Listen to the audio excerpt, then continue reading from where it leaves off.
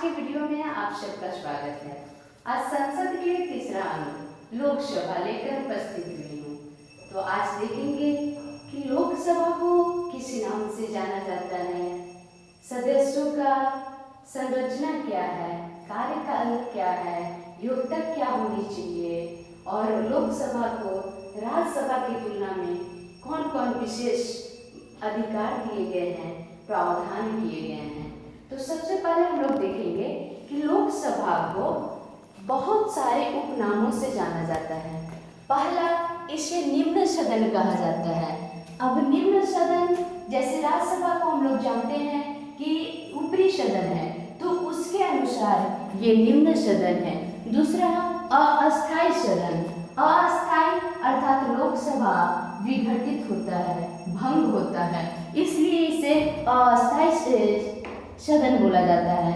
लोकप्रिय सदन, यानी दोनों सदनों से तुलना किया जाए तो लोकसभा लोकप्रिय सदन है और ये जनता का सदन, अर्थात इसमें जनता अपने प्रतिनिधियों को चुनकर भेजते हैं और जो भी प्रतिनिधि होते हैं वो जनता के हित के लिए आवाज उठाते हैं। दूसरा है प्रत्यक्ष सदन। इसमें प्रत्यक्ष मतदान द्वारा जो भी प्रतिनिधि होते हैं इस सदन में सदस्य बनते हैं, तो इसलिए इसे भिन्न भिन्न नामों से जाना जाता है।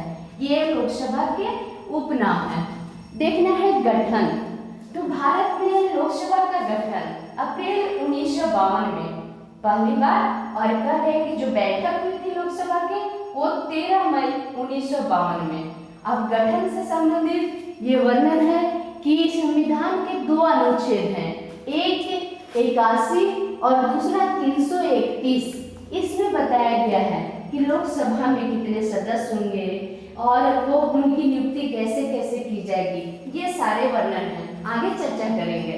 सदस्यों का सबसे पहले देखेंगे सदस्यों की संरचना। लोकसभा में अधिकतम सदस्य हो सकते हैं 552। अब 552 जो सदस्य होंगे वो कैसे कैसे निर्वाचित होंगे, मनोनीत होंगे, कहाँ से आएंगे, इसके बारे में हम लोग अभी देखेंगे। ये 552 अधिकतम, 550 निर्वाचित होंगे और 2 सदस्य जो होंगे ये मनोनीत होंगे, मनोनयन किए जाएंगे। किनके द्वारा? राष्ट्रपति के द्वारा। तो टोटल हो गए 552। लेकिन ये 550 को राज्य में, केंद्र शासित में कैसे इसको विभाजित किया गया है, बांटा गया है, निश्चित किया गया है। तो 530 सदस्य जो हैं राज्य से आएंगे और 20 सदस्य केंद्र शासित प्रदेश से। अब केंद्र शासित प्रदेश से निश्चित किया गया है कि 20 सदस्य को लिया जाएगा, इसमें सीट पद भरा जाएगा। क्या 20 सदस्य आते हैं? तो नहीं, 530 तो आते हैं राज्यों द्वारा निर्वाचित होकर, लेकिन ये जो 20 सीट है यहाँ 7 नहीं आ पाते, तो यहाँ हो गया 13। अब ये 7 क्यों नहीं आ पाते? तो जैसा कि हम लोग जानते हैं POK, पाक अधिकृत कश्मीर, मतलब भारत का कुछ ऐसा क्षेत्र कश्मीर जिस पर पाकिस्तान अपना अधिकार कर चुका है, उसको भी जब संविधान बना था उस समय वर्णन किया गया कि वहाँ की जनसंख्या को देखकर 7 सीटें वहाँ से भी लिए जाएंगे जो अभी नहीं लिए जाते। तो 550, 530 और 13 ये टोटल हो गए 543। 543 क्या होते हैं? निर्वाचित होते हैं। कहाँ से? राज्य और केंद्र शासित प्रदेश से। लेकिन 2 सदस्य जो हैं वो मनोनीत होते हैं कि ये अधिकार किसको दिया गया है? तो ये राष्ट्रपति को दिया गया है मनोनीत करने के लिए, मनोनयन करने के लिए। अब कौन व्यक्ति आते हैं? तो ये 2 आंग्ल भारतीय, अगर अंग्रेजी में देखेंगे तो एंग्लो इंडियन। ये अनुच्छेद 331 में इनका वर्णन किया गया है कि आंग्ल भारतीय 2 भरे जाएंगे। अब आंग्ल भारतीय अर्थात एंग्लो इंडियन कौन होते हैं? तो आप मूल रूप से आपकी माँ भारतीय हो या दादी परदादी आपकी भारतीय हो और आपके दादा परदादा या पिताजी अंग्रेज हो, तो वैसे के जो वंशज होते हैं उनको बोला जाता है आंग्ल भारतीय। तो ये 2 मनोनीत होंगे आंग्ल भारतीय। तो टोटल सदस्यों की संख्या वर्तमान में कितना हो जाएगा? टोटल सदस्यों की संख्या हो जाएगा 545। लेकिन अधिकतम कितना है 552। ये अधिक हो सकता है और ये वर्तमान में इतना है 545। अब आगे देखेंगे कि सदस्य का चयन कैसे किया जाता है। लोकसभा में 545 जो सदस्य हैं उसमें 43 निर्वाचित होते हैं, तो इनका चयन कैसे किया जाता है, क्या योग्यता क्षमता है, आगे देखेंगे। तो चयन पहले होता है प्रत्यक्ष रूप से, अर्थात राज्य के सभी क्षेत्रों में निर्वाचन क्षेत्र होता है जिससे सांसद प्रत्यक्ष रूप से चुने जाते हैं, तो ये प्रत्यक्ष रूप से इसमें सदस्यों को भरा जाता है। दूसरा है सार्वभौमिक मताधिकार। सार्वभौमिक मताधिकार का अर्थ क्या होता है, जिनकी उम्र कम से कम 18 वर्ष हो, वो कोई भी जाति धर्म लिंग आदि से संबंध रखते हो, लेकिन उनको वोट देने का अधिकार है। अर्थात सारे भेदभाव को भूलते हुए जब उन्हें वोट देने का सारे लोगों को अधिकार मिलता है तो उसे बोला जाता है सार्वभौम मताधिकार, जो भारत में दिया हुआ है कि सारे लोगों को वोट देने का अधिकार है। कुछ ऐसे अभी भी देश हैं जहां महिलाओं को वोट देने का अधिकार नहीं है, गुलामों को वोट देने का अधिकार नहीं है, लेकिन भारत सार्वभौमिक मताधिकार पद्धति पर चलता है। अब तीसरा है जो सदस्यों के चयन में, ये सबसे इम्पोर्टेंट है, first past the post system, अर्थात अग्रता ही विजेता, यानी पहले आओ सब ले जाओ। कहने का अर्थ है कि मान लीजिए कि उम्मीदवार के रूप में A, B, C, D candidate उठे 4। अब यहाँ करना है कि यहाँ निश्चित नहीं है, जैसे राष्ट्रपति में निश्चित है कि 50% वोट कम से कम आना चाहिए तब, लेकिन यहाँ कुछ नहीं है कि इतना प्रतिशत आना चाहिए। यहाँ है कि आप पहले खंभा को छुइए, यानी आप रेस में आगे आइए, पहले आइए, फर्स्ट।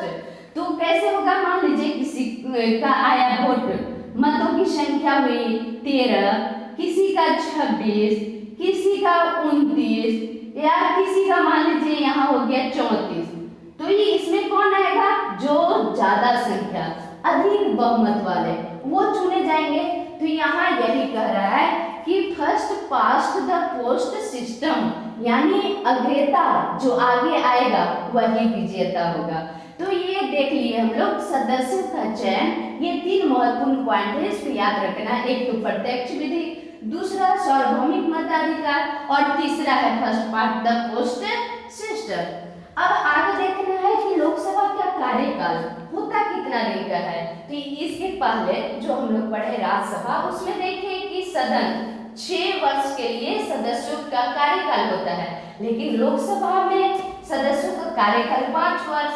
लोकसभा का कार्यकाल भी अगर देखा जाए तो 5 वर्ष ही होता है, तो 5 वर्ष। लेकिन मान लीजिए अगर सरकार बीच में बहुमत खो देती है तो वैसी स्थिति में लोकसभा का विघटन किया जा सकता है। सरकार के पास बहुमत नहीं होगी तो उनकी सरकार गिर जाएगी, तो लोकसभा विघटित हो सकता है। अब ये अधिकार किसको दिया गया है, विघटित करने के लिए लोकसभा को दिया अधिकार राष्ट्रपति को दिया गया है। कितना अनुच्छेद में, अनुच्छेद 85 में यह अधिकार दिया गया है कि वो लोकसभा को भंग कर सकते हैं, विघटित कर सकते हैं। अनुच्छेद 352 में विशेष प्रावधान किया गया है। अब क्या प्रावधान, हम लोग आपातकाल जानते हैं कि 3 तरह के आपातकाल होता है, पहला राष्ट्रीय आपातकाल, दूसरा वित्तीय आपातकाल और तीसरा राष्ट्रपति शासन। तो यहाँ शब्द आया है कि 352 यानी राष्ट्रीय आपातकाल से संबंधित जो अनुच्छेद है, आर्टिकल है, वो कितना है 352। 352 में वर्णन किया गया है कि लोकसभा का कार्यकाल, अगर राष्ट्रीय आपातकालीन दौर चल रहा है तो लोकसभा के कार्यकाल को एक बार में 1 वर्ष के लिए बढ़ाया जा सकता। अगर मान लीजिए स्थिति सामान्य नहीं हुई तो फिर दोबारा 1 वर्ष के लिए बढ़ाया जाएगा, यानी 1 साल, फिर 1 साल, अगर स्थिति ठीक नहीं है तो फिर 1 साल, यानी जब एक बार में बढ़ाना हो तो 1 वर्ष के लिए ही बढ़ेगा। भले वो 2, 3, 4 बार में अधिक बढ़ जाए, लेकिन एक बार में कितने वर्ष के लिए, तो 1 वर्ष के लिए। और जब राष्ट्रीय आपातकाल खत्म होता है तो तुरंत 6 माह के अंदर क्या करना होगा, 6 माह के अंदर लोकसभा का गठन करना होगा। 6 माह के अंदर तुरंत लोकसभा का गठन करना होगा।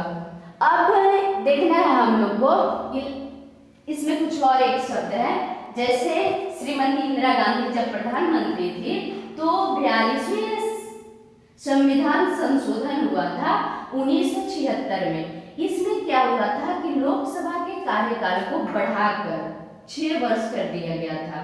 लेकिन जब आपके प्रधानमंत्री के रूप में मोरारजी देसाई जी आए तो ये 44वें संविधान संशोधन में 1978 में इसके कार्यकाल को घटाकर फिर से 5 वर्ष के लिए कर दिए थे।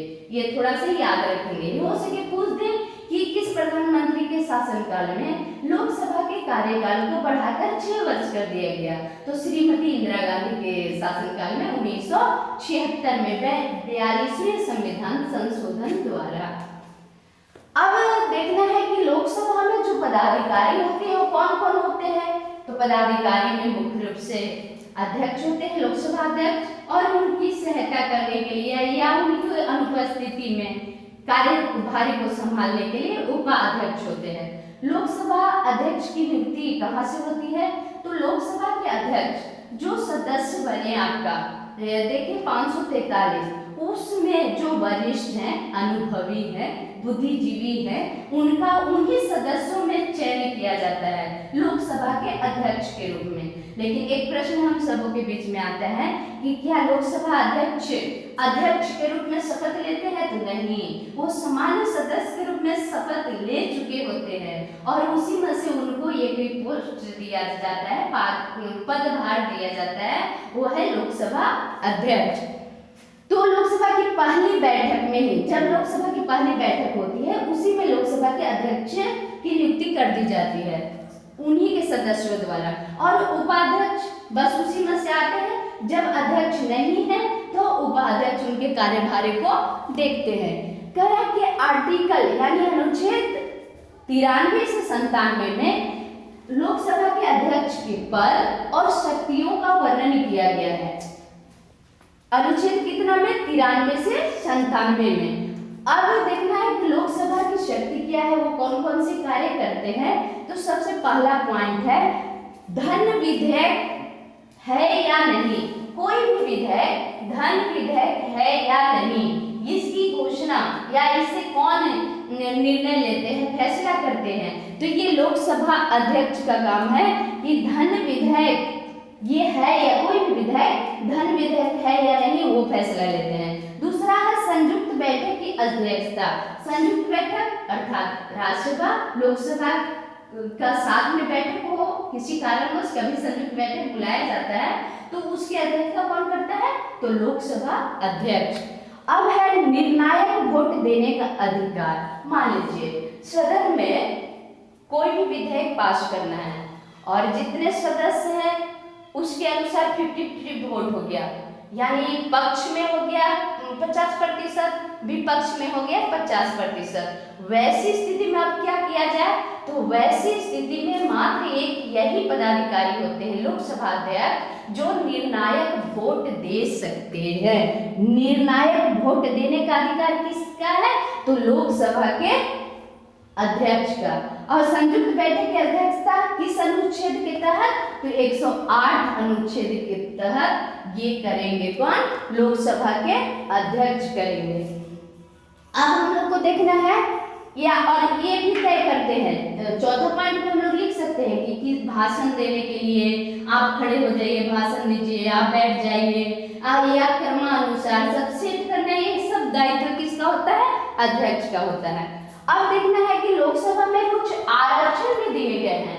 आरक्षण इसमें क्या होता है, अनुसूचित जाति जिनको हम लोग बोलते हैं शेड्यूल कास्ट SC, इनको 84% लोकसभा में आरक्षण दी गई है।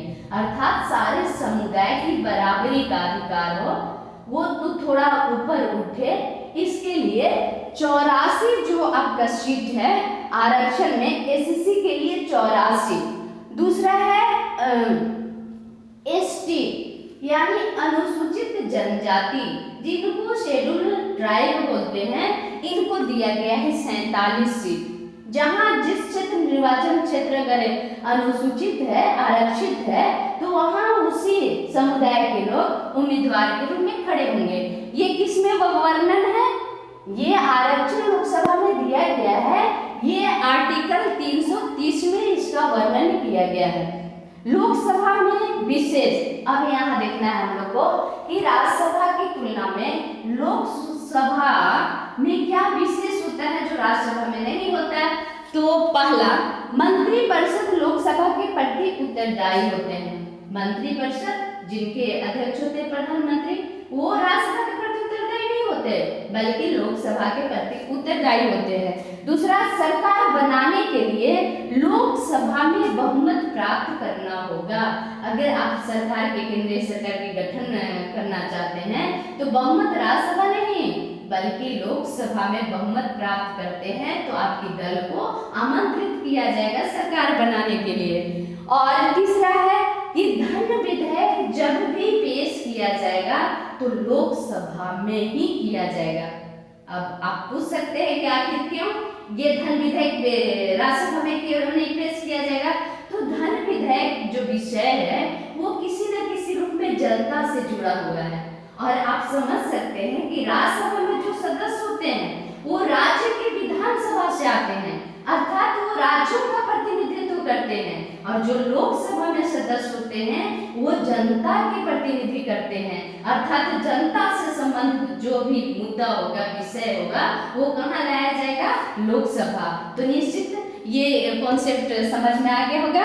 फिर आगे है सरकार के विरोध।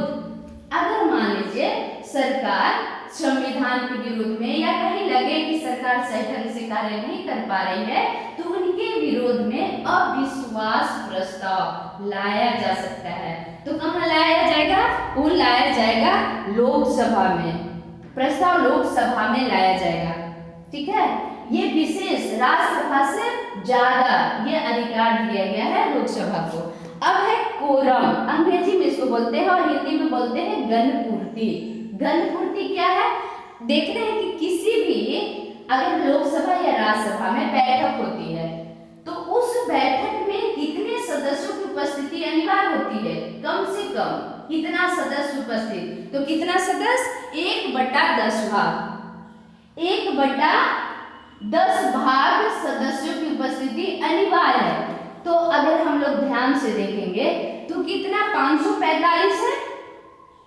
545 सदस्य है तो 1/10 अगर हम लोग करते हैं तो कितना हो जाएगा? 54 पॉइंट कुछ हो जाएगा।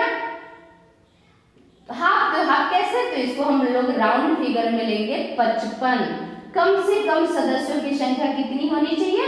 55। तो उस बैठक को वैध माना जाएगा, वैलिड होगा वो बैठक।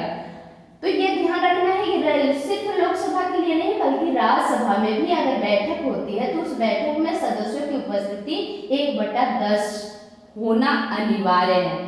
फिर है आपका 1/10 सीट। जैसा कि हम लोग जानते हैं कि जो बहुमत प्राप्त दल है वो तो सरकार के लिए आमंत्रित हो जाते हैं, लेकिन जो दूसरे स्थान पर अर्थात कुछ वोटों के लिए पीछे हो जाते हैं उनको हम लोग जानते हैं कि विपक्षी के नेता होते हैं, विपक्ष नेता। और विपक्ष का सरकार के कार्यों पर अहम रोल होती है, भूमिका होती है। तो ये विपक्ष, लेकिन इसके लिए एक थोड़ा दायरा तय की गई है कि 1/10 सीटें अगर इनको प्राप्त होती है तो विपक्ष का दर्जा मिलता है। 1/10 कम से कम 55 सीट वो लाते हैं तो इनको विपक्ष का दर्जा मिलता है और उसमें से नेता कैबिनेट स्तर पर चुने जाते हैं। तीसरा क्या है? संसद में चल रही कार्रवाई।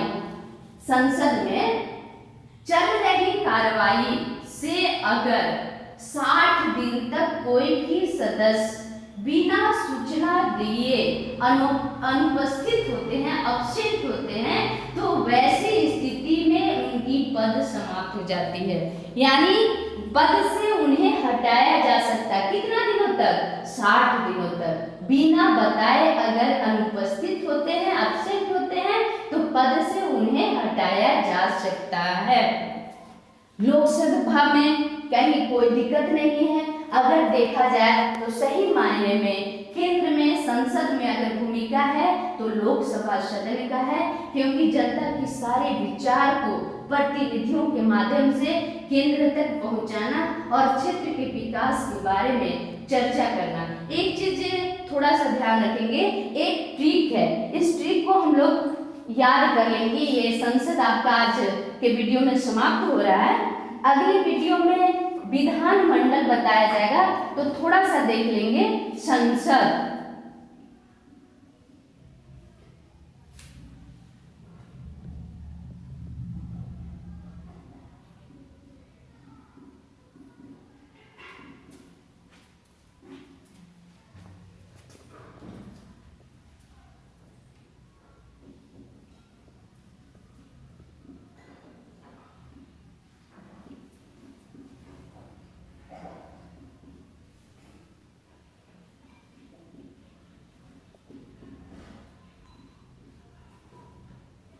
राष्ट्रपति के विषय में जो वर्णन है आप पद के बारे में, वो तो 52 अनुच्छेद में है। लेकिन ये संसद में अगर 2-3 चीज को मिलाकर हम लोग करते हैं तो इसको ध्यान रखना है कि ये 80 अनुच्छेद में है, ये 81 अनुच्छेद में है, आप लोग को पिछला वीडियो में बताया गया है, और ये जो है 79 में है। तो इसको आसानी से कैसे याद किया जा सकता है? सरल। अब सरल लिख दिए, अब यहां लिखेंगे 79, 80, 81। स से क्या हो गया? संसद। कितना में? 79, आर्टिकल 79। र से क्या हो गया? राज्यसभा। ये कितना में? 80। और ल से क्या हो गया? लोकसभा। ये कितना में? 81। इस ट्रिक से आप कभी नहीं भूलिएगा कि संसद किस आर्टिकल के तहत आते हैं या किस आर्टिकल में इसका वर्णन है। मुझे विश्वास है आप लोग को ये वीडियो पसंद आया होगा, और आया होगा तो निश्चित लाइक करेंगे, सब्सक्राइब करेंगे। अगले वीडियो लेकर मैं फिर उपस्थित होंगी।